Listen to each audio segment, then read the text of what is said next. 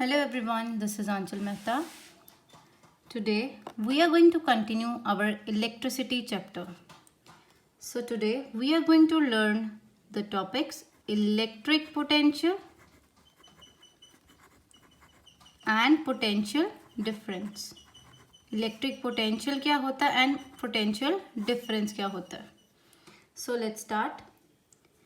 हम कंसिडर करते हैं लेट अस सपोज ये हमारे पास कोई एक पॉजिटिव चार्ज है. Let us suppose this is a positive charge plus Q. ठीक है, और ये कहाँ पड़ा हुआ है? लेट अस एज्यूम कि ये इन्फिनिटी पे पड़ा हुआ है.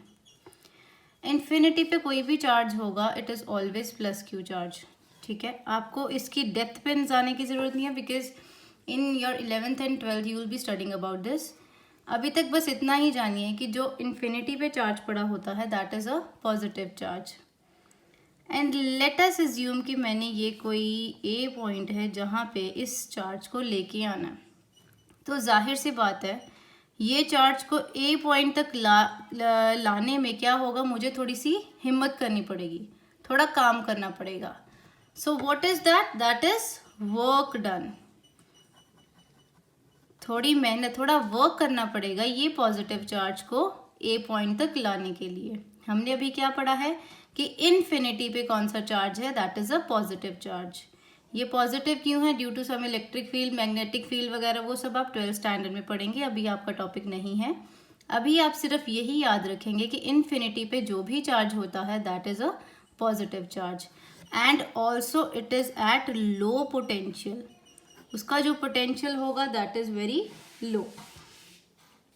ओके, सो इलेक्ट्रिक पोटेंशियल हमारा क्या होगा? It is basically the work done in moving a charge from infinity to a particular point. That is your work done. That is your electric potential. So I repeat, what is electric potential?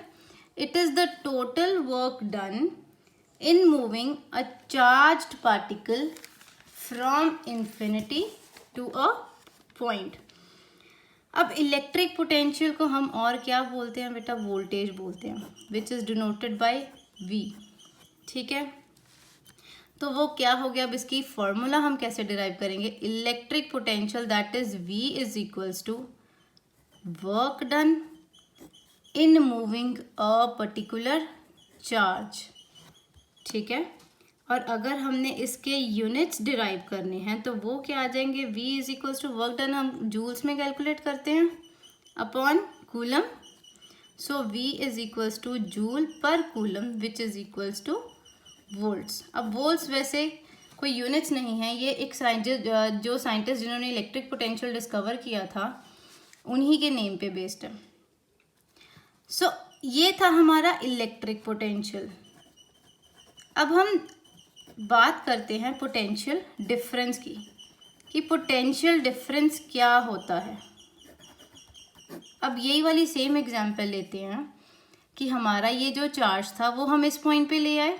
ठीक है, लेकिन क्या हुआ? ये वाले point पे जब charge आ गया, अब हमारा चार्ज लेट अस अज्यूम बहुत ही एक शरारती सा बच्चा है, तो वो क्या करता है? वो वापस अपनी वही सीट पे पहुंच जाता है. तो दूसरी बार हमें फिर से कुछ वर्क करना पड़ेगा, लेकिन इस बार हम ये पॉइंट तक उसको लेके आ पाए हैं, ये बी पॉइंट तक. तो इन दो पॉइंट्स में जो डिफरेंस होगा that will be your potential difference. That will be your potential difference. तो उसको हम डिफाइन कैसे करेंगे? Potential difference is the difference between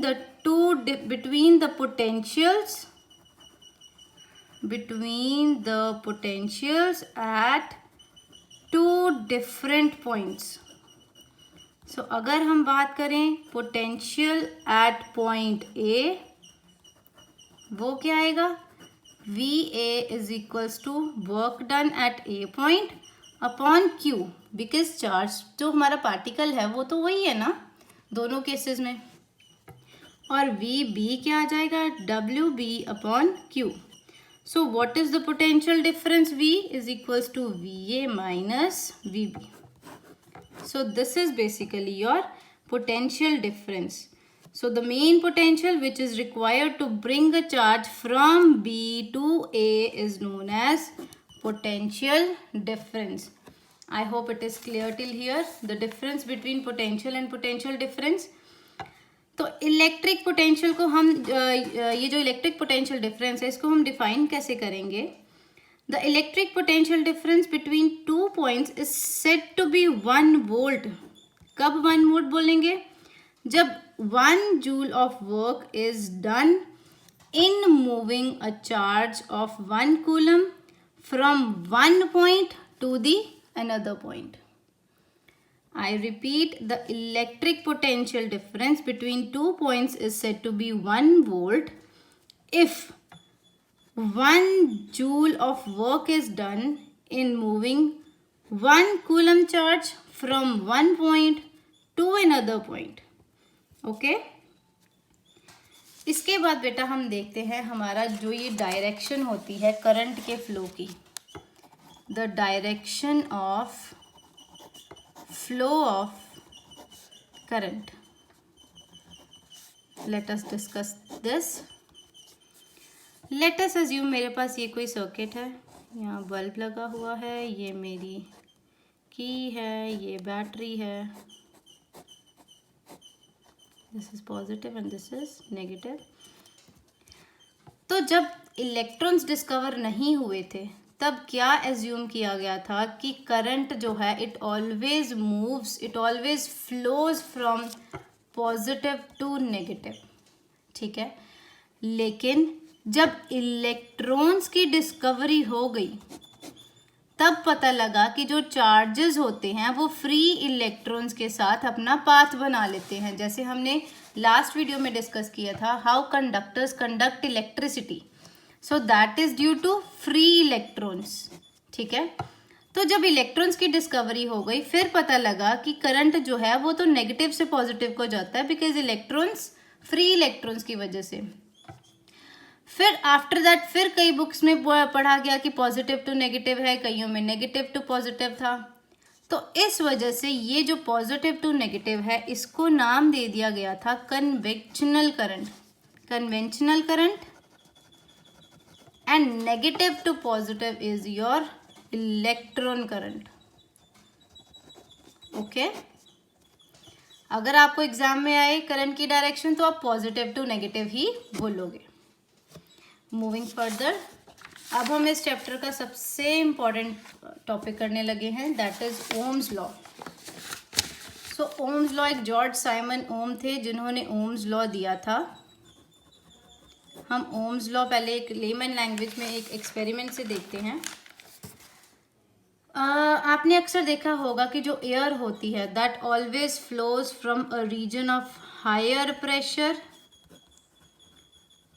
to low pressure. ठीक है, सिमिलरली जैसे एयर है वैसे ही हमारा पोटेंशियल डिफरेंस होता है.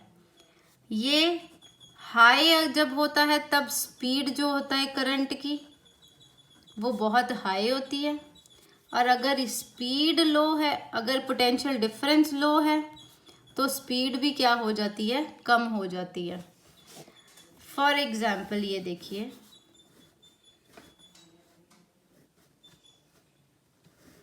ये मेरे पास एक बीकर है which is filled with water. हमने इसके 3 जगह पे इसकी ओपनिंग रखी हुई है. ठीक है बेटा, जब मैं इसकी ओपनिंग को ओपन करूँगी तो मैं क्या देख रही हूँ कि यहाँ से जो वाटर है उसकी ये स्पीड से ऐसे गिर रहा है नीचे, यहाँ वाले की ऐसी स्पीड है, एंड जो ये वाला है वो सबसे ज़्यादा स्पीड से जा रहा है. ऐसा क्यों है? ये वाला यहाँ पे जो लेवल है वाटर का, इसके ऊपर कोई भी लेयर नहीं है. This is eight low potential. Low potential होने के कारण इसकी जो स्पीड है वो लो है. ये वाला जो है लेयर इसके एक ऊपर है, इसके एक नीचे लेयर है, तो this one is eight medium potential. तो इसकी जो आई इसकी स्पीड इससे ज़्यादा आई, और ये जो लास्ट वाली है this is at the highest potential, तो इसकी स्पीड सबसे ज़्यादा आई. अब अगर मैं देखूं कि मैंने आपको ये स्पीड के विद रिस्पेक्ट टू बताया है, अगर मैं इसी को करंट से रिलेट करूं तो वो भी क्या होगा, सेम होगा। अगर हमारा क्या है, अगर हमारा पोटेंशियल डिफरेंस इंक्रीज कर रहा है तो हमारा बेटा जो करंट होगा दैट विल ऑल्सो इंक्रीज। अगर पोटेंशियल डिफरेंस कम है तो current will also be less. हमने एक्सपेरिमेंट के हिसाब से हम देखते हैं कि एक हमारे पास कोई भी सर्किट था जिसमें हमने ये यहाँ पे रेजिस्टर लिया है, एक एमीटर लिया है, नीचे बैटरी है, की लगी हुई है, ठीक है। तो जब ये एक्सपेरिमेंट कंडक्ट हुआ बेटा तो क्या देखा, यहाँ पे वोल्ट मीटर है, ठीक है। तो इस एक्सपेरिमेंट से क्या पता लगा कि जितना करंट फ्लो हो रहा था रेजिस्टेंस से उतनी ही वोल्टेज आ रही थी। अगर हमारा जो करंट 5 एम्पियर्स है तो 5 वोल्ट्स उसकी रीडिंग वोल्ट मीटर पे आई। पहले मैं बताती हूँ, दिस इज एन एमीटर जिसको आप हमेशा सीरीज में लगाएंगे। बेटा सीरीज में कैसे, ये देखिए यही वायर एमीटर की इधर रेजिस्टर के साथ कनेक्टेड है। फॉर एग्जाम्पल इसकी रेजिस्टेंस 5 ओम है, चलो रेजिस्टेंस हम पढ़ेंगे आगे, ठीक है। ये एमीटर है, it is always connected in series. Series मतलब ये देखो ये वायर सेम सीधी जा रही है, ठीक है। और जो वोल्ट मीटर होता है, this is your volt meter. Volt meter क्या क्या फंक्शन है ये बताता है आपको कितनी वोल्टेज आ रही है सर्किट में, और एम मीटर क्या बताता है आपको कितना करंट है सर्किट में, सर्किट में कितना करंट है। So voltmeter is always connected in parallel. Now the question arises why ammeter is connected in series and voltmeter is connected in parallel. तो ये क्यों है, हमने एम मीटर का बोला कि एम मीटर क्या है, वो करंट बताता है टोटल सर्किट में। अब अगर मेरे जितने भी रेजिस्टर्स अगर यहाँ पे लगे होते और भी लगे होते तो वो सारा क्या है, जो करंट होगा वो एम मीटर से फ्लो होके जाएगा। एक सर्किट से जितने भी रेजिस्टेंस है वो रेजिस्टर्स लगे हुए हैं, क्या होगा एम मीटर से वो सारे फ्लो करके जाएंगे। तो एम मीटर प्रॉपर बता देगा कि सर्किट में कितना करंट है। लेकिन वही जो वोल्ट मीटर है वो लगा होता है हमारा पैरेलल में, क्यों, ताकि वो पोटेंशियल डिफरेंस मेंटेन कर सके सर्किट के क्रॉस। दोनों एंड्स से उसने क्या करना है, अपना पोटेंशियल डिफरेंस मेंटेन रखना है, positive as well as negative side. So हम ओम्स लॉ की बात कर रहे थे, हमने क्या देखा ये वाला सर्किट में कि जितना करंट प्रोवाइड हो रहा था उतनी ही क्या आ रही थी, वोल्टेज आ रही थी। अगर 5 एम्पियर्स करंट था 5 वोल्ट्स आ गई, जब 10 एम्पियर करंट भराया तो 10 वोल्टेज पे 10 वोल्ट्स आ गई। सो इसके विद रिस्पेक्ट टू हमें पता लगा कि अब ये चीज़ जो है ये मैंने ऑपोजिट बोली है, बिकॉज जितना पोटेंशियल होगा, अगर 5 वोल्ट्स है तो 5 एम्पियर्स का करंट आएगा, 10 वोल्ट्स है तो 10 एम्पियर्स करंट आएगा। क्यों, क्योंकि वोल्टेज से डायरेक्टली प्रोपोर्शनल है करंट। जैसे ऊपर वाली में हमने ये वाली फिगर में किया था, जितना पोटेंशियल उतनी स्पीड, सिमिलरली जितना पोटेंशियल उतना क्या आएगा, करंट आएगा। सो पोटेंशियल पे करंट डिपेंडेंट है, करंट पे पोटेंशियल डिपेंडेंट नहीं है। कई बुक्स में लिखा होता है I is proportional to V, but आप लोग ऐसे नहीं लिखोगे। We will always write V is proportional to I, क्योंकि पोटेंशियल पे क्या डिपेंडेंट है, हमारा करंट। तो हम अगर इसका कांस्टेंट ले और कांस्टेंट ऑफ प्रोपोर्शनलिटी, तो वो हम इसको हटा के क्या लगाएंगे, R, where R is your resistance. अब रेजिस्टेंस क्या होती है बेटा, ये ऑब्स्ट्रक्शन होती है, obstruction in the flow of current. ये हम नेक्स्ट लेक्चर में पढ़ेंगे। So V is equals to R I। यहाँ से हम ले सकते हैं आई का फॉर्मूला क्या आ जाएगा, I is equals to V upon R. तो बेटा यहाँ पे देखिए, अगर हमारा वोल्टेज ट्वाइस है तो करंट भी ट्वाइस हो गया, अगर वोल्टेज हाफ है तो करंट भी हाफ है। क्यों? Because these are directly proportional. लेकिन इस केस में करंट और रेजिस्टेंस आपस में क्या हो गए, इनवर्सली प्रोपोर्शनल हो गए। इस केस में मैं बात करूं, अगर मेरा करंट ट्वाइस है तो रेजिस्टेंस हो जाएगी हाफ। अगर करंट हाफ है तो रेजिस्टेंस क्या हो जाएगी, 2 टाइम्स हो जाएगी। I hope it is clear. Inversely proportional का रिलेशन समझ आ गया। अब इस केस में बेटा हमारा जो वी आई ग्राफ है that is very important. Voltage current graph, this is your X axis, this is your Y axis, ये ओरिजिन है। तो मैंने बोला जैसे अगर 5 वोल्ट्स है तो 5 एम्पियर क्या आ गया आपका करंट, 10 वोल्ट्स अगर वोल्टेज आ रही है तो 10 एम्पियर्स। तो दैट मीन्स ये जो ग्राफ है आपका क्या है, एक straight line graph passing from the origin. So the graph in this case is a straight line graph. Straight line graph which is passing through the origin. ठीक है बेटा। So ये था हमारा ओम्स लॉ। अब ओम्स लॉ की 2 limitations भी हैं। We have 2 limitations of Ohm's law. पहली बात, टेम्परेचर जो है इसमें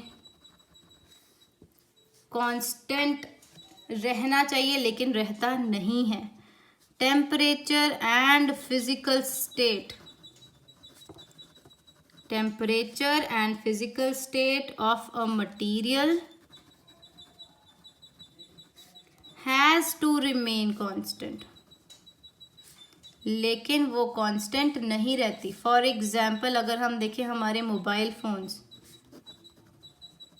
यहाँ देखिए हम अपने लैपटॉप्स, थोड़ी देर के बाद क्या हो जाते हैं, वो हीट अप हो जाते हैं, जिसकी वजह से जो फ्री इलेक्ट्रॉन्स थे वो इधर उधर टकराते हैं, बहुत स्पीड से इधर उधर टकराते हैं। तो वो करंट के फ्लो में एक ऑब्स्ट्रक्शन क्रिएट करते हैं, जिस ऑब्स्ट्रक्शन को हम क्या बोलते हैं, रेजिस्टेंस। ये नेक्स्ट हमारी वीडियो में हम देखेंगे रेजिस्टेंस क्या होती है।